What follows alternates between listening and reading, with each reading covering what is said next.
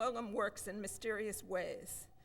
Danny, too, was destined to become an important member of our family during his formative years. From the time Danny entered Gush Etzion right after high school until he left for Virginia to take his first senior rabbinical post, Danny was a fixture in our home, at our table in Israel, and then in our synagogue, Keter Torah, as a rabbinic intern. Morty expressed to me on many occasions his hakarat hatov and that he would never forget our involvement with Danny, but mostly we marveled, Morty and I, at how history was repeating itself and how our special relationship, nurtured in our youth, was re-expressing itself through Danny. Ateret zakenim b'nei banim b'tiferet banim abotam. Grandchildren are the crown of the aged, and the glory of children are their fathers. I'll never forget that when we buried Grandma Liba, the Rosh Yeshiva praised all of the Cherrick brothers and sisters and said they were true Gedolim in Kibbud Av V'Aim, honoring one's parents. This was their mitzvah, and they excelled at it. Aunt Sarah Rivka, was a prime example par excellence of devotion to family, and she imparted this midah, this trait, to Morty.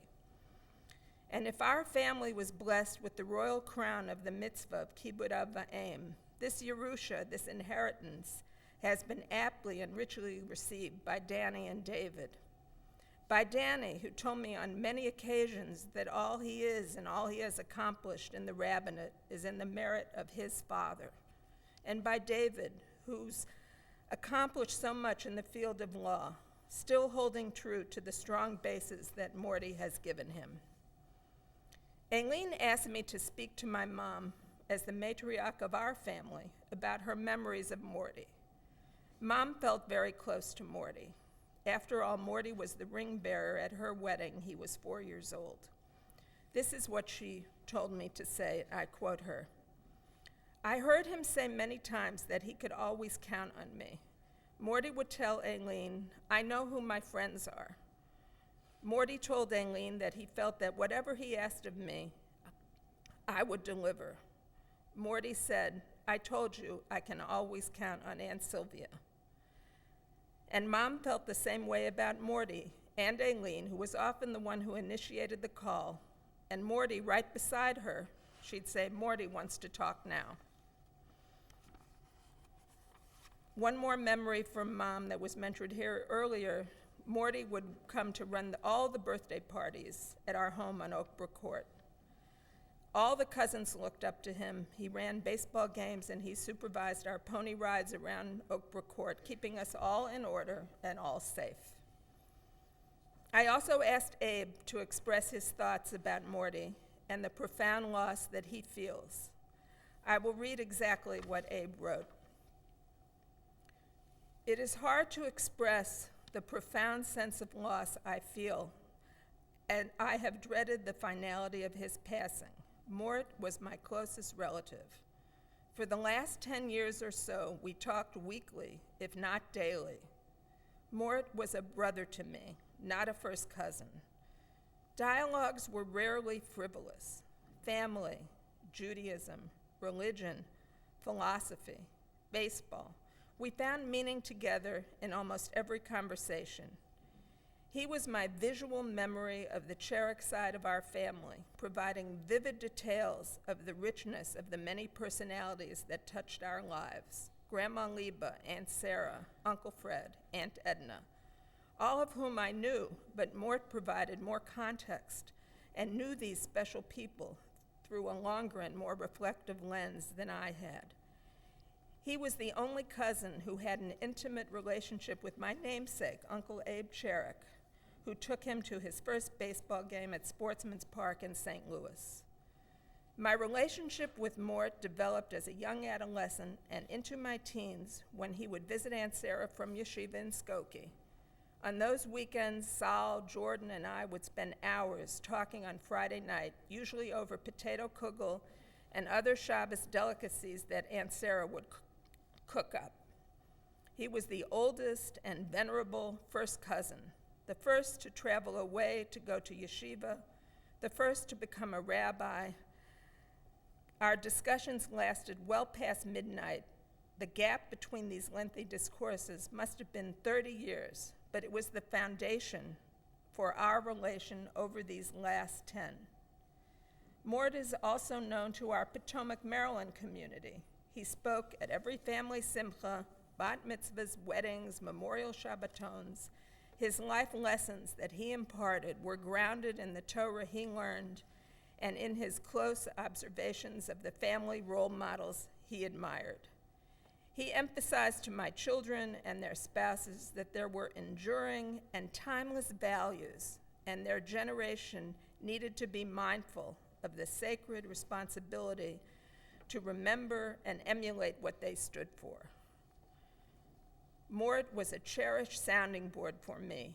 He was privy to my personal highs and lows, and if you will, he listened intently when I would query him regarding a religious or existential question I was struggling with. He wasn't there to necessarily agree with me, but he was there to be with me. And finally, my reflections on our love of baseball requires more time to unpack than the time available today. We had the fortune of not only talking baseball, but attending games in Philly and other locales together. The kid in Mort was most evident as he would call me on the way to the Philly stadium, often watching a game alone, but not despairing on that account. He was caught up in the anticipated joy brought on by another gem thrown by Roy Halladay or a clutch hit from Rollins. He was more than willing to enter into my space as well. I've saved on my cell phone, Ad Hayom Hazeh, a collection of Mort's ebullient summations of important postseason baseball games. In particular, Game 7 of the 2006 series, which I attended in New York with Danielle and Lauren. After Molina hit the game-winning home run, he exclaimed, "Molina for president, Molina for Melech b'Yisrael." So here I've tried to present three family perspectives on Morty, all true, but all only touching the surface of his qualities. May he be a Melitz Yosher for the entire family. Our grandfather, Shlomo Moshe, blessed his children with a bracha whenever they left the warm and nurturing environment of home. Ki malachim yitzaben lach yishmorcha b'chol drachecha. Morty, may the heavenly legions accompany you on your journey and watch over your precious neshama as you approach Gan Eden.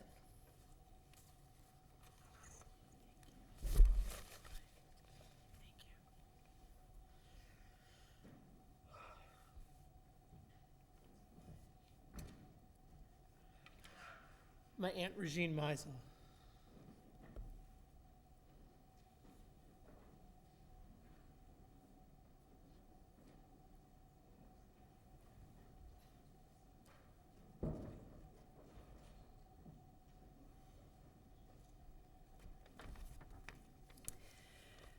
When it became evident that this was a battle that Menachem could not win, I wanted him to hear what he was to us.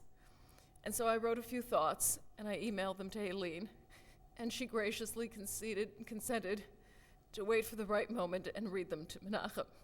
And this is what I wrote. Dear Menachem, as you continue this terrible fight, I just want to let you know what you mean to us. From the first day I met you, I remember how ecstatic I was. Helene had finally found somebody worthy of her. You were smart, handsome, a real mensch. As my mother would say, Mommy, to Gott und zu Leid, to God and to people. Over the years, we came to appreciate your talents even more. Whenever halachic questions or ethical dilemmas came up for Stuart and me, our first response always was, let's call Rabbi Uncle Morton. We knew the Pesach we would get from him would be not only halachically correct, but always shaped with compassion and common sense. For all the times we visited both Detroit and Philadelphia, we were so proud to come to Shul and listen to your brilliant sermons, always delivered with warmth, humor, and sensitivity. You've always known the right thing to say to everyone, and it was so obvious how much your congregants loved and admired you. It was very clear why. As our girls came to Philadelphia for college, they got to know you so much better, and Stuart and I were always so grateful to have you and Helene there as a second set of parents for them. Nothing was ever too much for you, from hosting them and their friends for Shabbos or Yontif, to making an airport run to get them and then driving them to campus. You did it all graciously and with true love. I know that Ariella and you have a special bond, and that she is a better person for having spent time with you. You have been an important influence not only on your own wonderful children and grandchildren, but on our children too. Jeremy certainly remembers his trip to the World Series with you, a once-in-a-lifetime opportunity that he would never have had if not for your generosity. As you have battled your illnesses these past few years, and especially these past months, you have taught us all a lesson of dignity and endurance. We love you so much and feel so blessed to have you in our lives. With our deepest love and admiration, Regine and Stuart. I'm going to continue talking to you, Menachem, in the hopes that you can hear me somewhere. Menachem, your name means giving comfort. How we wish you were here now to comfort all of us in this terrible tragedy. You had a magical way with words, and we always called on you to use your gift at the milestone events in our lives. You married Stuart and me just days after getting up from Shiva for your beloved mother, Sarah Yolkut, Zichrona Lavracha. As hard a time as it was for you, and with a heavy heart, you spoke from the heart, connecting the pain of your own loss with the joy of our marriage, and doing it with love, poignancy, and as always, eloquence. You spoke when Daddy died, and found the words to help heal our pain. If only you were here now to help heal our terribly, terrible pain. It seems fitting that your death yesterday came on the secular holiday of Veterans Day, a day we honor those who fought. While you were not a military veteran, you fought your battle courageously with dignity and honor these past 7 months. Menachem, just as Yaakov Avinu wrestled with the angel in the parsha we are about to read, you had your own battle, not just one night long, but for 7 terrible months. Helene, your beshert, your soulmate, your best friend, your rock, was there beside you every step of this painful journey. Her remarkable strength has had us all in awe. While she could not take this final step with you, she will now have to summon the strength to go on. After the center of her life, her heart has been ripped away. After seeing her courage and resolve these past few terrible months, we know she will somehow be able to do it, surrounded by her loving children, Danny and Anna, David and Rachel, and their wonderful children, her precious and cherished grandchildren. Danny and David, you have been fiercely and lovingly devoted sons, epitomizing the crucial Torah mitzvah of kibbud av, the aim. Your father and teacher is gone, but he taught you well, and we know you will both continue to do honor to his memory. Our hearts are broken, but we take comfort from you, Menachem, knowing that your struggle is over. Rest well, my beloved brother.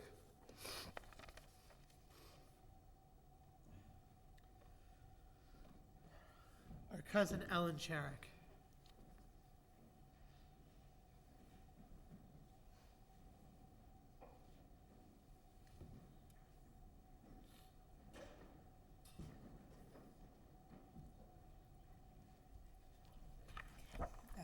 I know the hour is late, but I wanted to share first remarks from my brother, Sal Cherrick, the second of the first cousins, who followed in Morton your footsteps by going to Skokie 5 years after you. And last night I was watching the movies till after midnight, trying to see that scene in Skokie with you, Mort, and my father and Sal. You're like this, and my brother's like this, and you're in front of the base medrash together. So first I just want, and I'll be very brief at the end, but I want to share my brother Sal's remarks, who'll be Menachem Oval next week. In last week's Seder, Rashi makes the famous comment on the words, Vayetze Yaakov. He explains that when a tzaddik leaves a city, it creates a roshem. His departure makes an everlasting mark on all those that he has left behind. That mark creates a tremendous imprint upon all those he has left behind in three special and unique ways. The community feels the loss of its Hadar, Hod, and Ziva. Rav Aaron Soloveitchik Zatzal explained that these three words describe how light reacts when it comes in contact with a foreign substance. In the case of a mirror, the light is reflected directly back at the source. When a light source comes into contact with glass, the light waves divert and are refracted along a different path. Then there is a characteristic of diffraction when light hits upon a surface such as water and splits into multiple paths and rays, as witnessed when one sees a rainbow with all the colors of the spectrum. In describing the influence that a true tzaddik has on the residents of his community, our Chazal characterize it in these three modes. For the true Torah scholar has the ability to reach out to all the members of his community. There are instances when he comes in contact with people who are of similar background as himself. In those cases, his approach to the person in need is similar as to how he would approach his own needs, and he therefore offers the individual comfort and assistance in a reflective manner, reaching out to help that person in the same way he would act himself. But there are other individuals who require a slightly different approach. The Torah scholar must modify his method. He must approach and reach out to the individual from a different angle, just as the ray of light does when it strikes glass. And then there are these people who require an assortment of multiple approaches. Tremendous skills are required to reach out in several different ways to help the individual in need. Much like that spreads into all the colors of the rainbow, so a true tzaddik has the ability to reach out in so many different ways to lend a helping hand, whether it be for a simcha or a Rahman al-Litzlan, to come to the aid of another human being in the time of crisis, in the time of their need. Mort, Menachem, as you like to be called, you were such an individual. Throughout both your public life and your private life, you were able to reach out and touch all those who you came in contact in so many different ways. The Balabatim who made up the membership of your shuls, whether you were a pulpit rabbi in Chicago, in Detroit, and then in Philadelphia, came from diverse backgrounds. To be able to address their needs required an individual who was not only knowledgeable in Talmud and Halacha, but well-versed in the works of modern-day scholars as well. Mort, with your immense background in the academic world, you were able to fuse together the statements of the rabbis of the Talmud with those scholars of the 20th and 21st century. Your sermons, your great oracle abilities, as many people have mentioned, you were able to illuminate the words of Chazal spoken 2 millennia ago with quotations from famous theologians of the present century. You often would attend lectures and read commentaries from the ultra-religious to the modern theologians and had the gifted art of being able to use those teachings to instruct those with little or no Jewish background. You were able to reach out to the young modern-day college student, as we have heard, while simultaneously addressing the needs of the elderly gentleman who came from the shtetl in Europe. This is how our Chazal described the true tzaddik, and this is how you patterned your whole life, making you such an unusual human being. What was true in your public life was very evident in your private life as well. First and foremost, being the oldest of the Cherrick family cousins, you were our role model. Every one of your first cousins looked up to you. Being 5 years older than my brother, the next in line, meant that you were viewed as the trailblazer, the pace setter for all of us to follow. As was mentioned, being sent away at a very young age from his home in St. Louis to the yeshiva in Chicago to further your education represented a big hurdle and a big challenge which you eagerly undertook. In the late 50s, it was not the norm for anyone to go away to another city to continue his Jewish education. Following the advice of our father, your Uncle Bill, like our forefather Yaakov Avinu, you set out to study and learn in an out-of-town yeshiva. You studied under the guidance and tutelage of the world-renowned Rabbanim, Rabbi Mendel Kaplan, Rabbi Herzl Kaplan, Rabbi Mordechai Rogov, and Rabbi Chaim Zimmerman, Zichronim Levracha, to name just a few. And later on, after getting smicha, you became very close to the Novominsker Rebbe, Rabbi Perlo Shlita, when Rebbe lived in Chicago. Those Torah giants made a lifetime imprint upon yourself and thereby enabling you to become such a remarkable role model for all of us. As was mentioned, my brother Sal joined you at the Skokie Yeshiva 5 years after you had come and often commented that it was you, his cousin Mort, who taught him the ropes and showed him what it was to become a real yeshiva bacher. That close relationship remained throughout the next decade until you got married within a couple of months of each other. But Mort, we're not the only one to estimate. You were not only a person you emulate because of your scholastic abilities, but you also were a lot of fun to be with, as you've heard over and over today. Your great love of sports in general and baseball in particular, and would love to share stories and statistics about your favorite Cardinal team to anyone who listened, but especially to your cousin Abe and me, who shared your love to the very end of your life about your old home team. Mort, you had a tremendous respect and admiration for the older generations of the Cherrick family. You taught us all how important it was to learn from their actions and follow their example. You treated and respected my father and mother as you did your own parents. You often credited a lot of your achievements to your aunt and uncle and how great an influence they had on you. Above all, and rightfully so, was your pride that you had for Helene and for Danny and David and their wives and growing families, Baruch Hashem. While you never gloated over their achievements to any of us, you couldn't mistake the glow in your eyes and the smile on your face when you proudly spoke about your children and those special grandchildren. You took such pride in seeing the new links being added on to the Shalshelis, as was mentioned. The Chut HaMashulash is very big in our family. That golden chain which you have received from your parents, and especially Grandma Leva, who you adored so much as we all did. Mort, with all your always warm smile, which you inherited from your mother, and you were able to connect with everyone you came in contact with. We will all miss that smile. We will all miss that phone call wishing us well. We will miss the words of bracha and mazel tov you offered us in your own unique way when you spoke at our smachot, or as my brother would say, simchas. Mort, you have left a great legacy behind. We will endeavor to continue to follow your shining example of what it means to be a Torah true Jew in both soul and mind. Your love of Yiddishkeit and your love of your fellow man will forever remain etched in our hearts, for you truly served as our shepherd, leading us along the path of life. While you will no longer be here to guide us physically, each one of us, your cousins, will attempt to pick up your staff and use it to guide the next generation in a way that will make you proud. Yehei Zichro Baruch. And just a few short comments of my own. Helene, as you know, when you came to visit me in the office, and it was an amazing coincidence from Detroit to New York that one of Morty's congregants, who he was the Rav of for his bar mitzvah, was now a cardiothoracic surgeon in New York University. And I know he got nachas from you children, but he allowed nachas seeing Charlie's name on the door of our office. And I emailed Dr. Schwartz last night, and what he wrote me back was, his daughter, Claire, had her bat mitzvah 2 weeks ago, and I often thought of Rabbi Yolkut as I was helping her prepare for her bat mitzvah. So, and from Charlie, he sends his best to you. So my very few short memories was talked over and over again about Morty going to Skokie. I remember trips to Wabash Station in the Loop to see him coming and going on the train to Chicago. His Chag HaSmicha, they wore tuxedos. I don't think we'll see that again in our lifetimes at the Chag HaSmicha at Skokie. His installation on the South Side, that very, very special weekend in Chicago. I know that Shabbos lunch we were at was a regal experience, and the cover that was shown to him that weekend.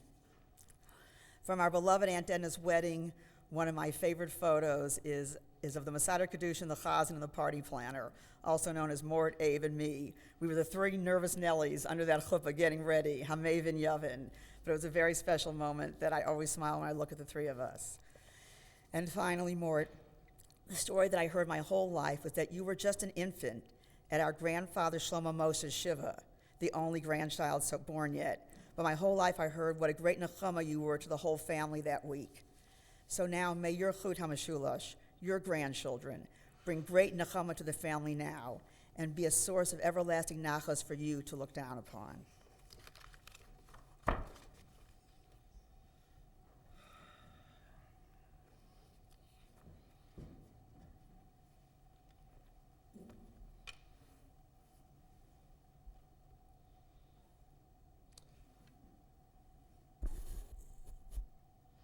I am reminded that following my bar mitzvah, which was mentioned before, was a 3-day extravaganza, the parent of one of my classmates asked my mother if in our family people talk to each other or just deliver speeches.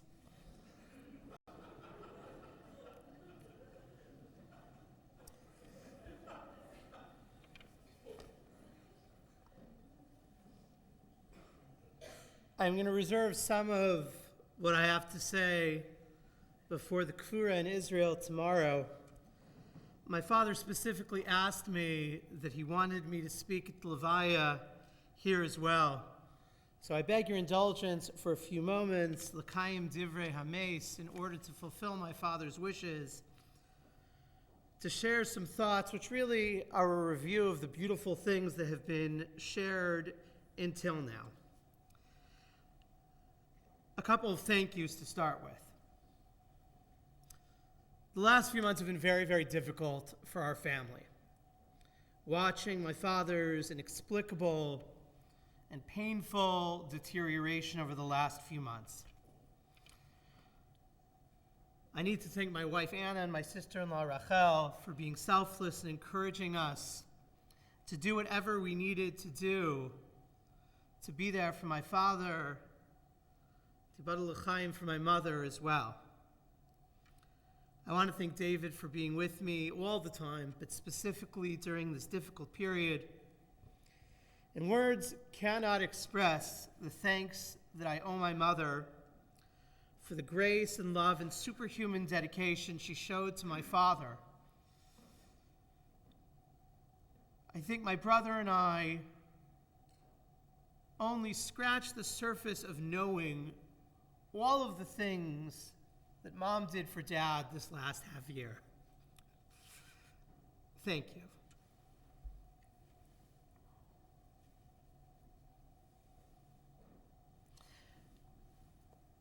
One of the great eulogizers of our time, our great teacher, Rav Soloveitchik, Zecher Tzadik Livracha, was known that when he would give a Hesped, when he would eulogize someone, he would find a typology, he would find a certain kind of persona that somehow was a vehicle to understand the essence of the departed.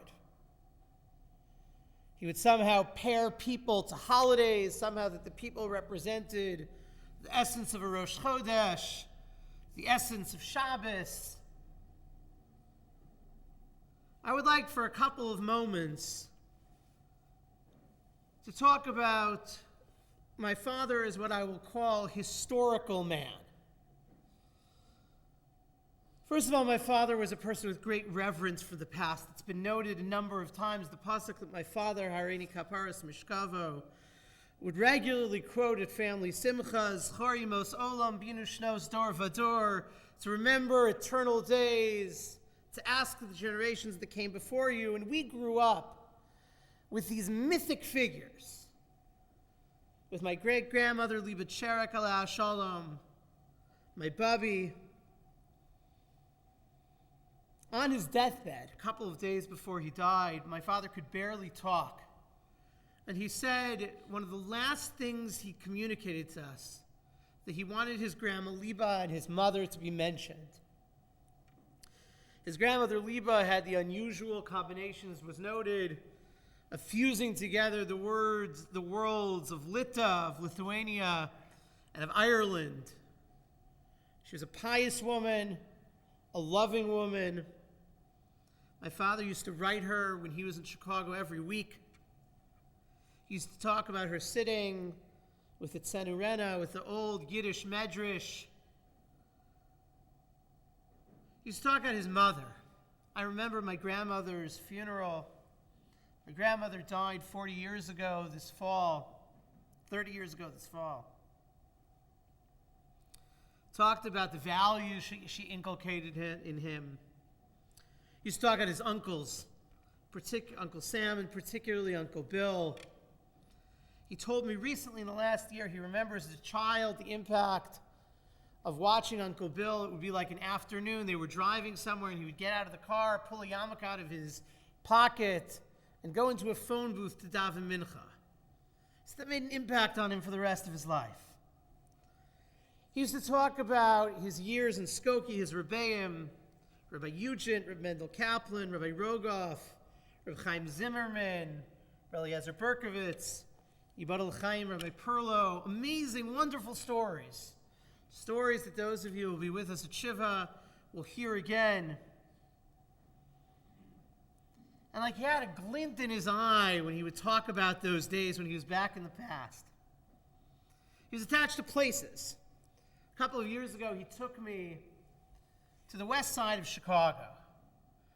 Now, the west side of Chicago back in the day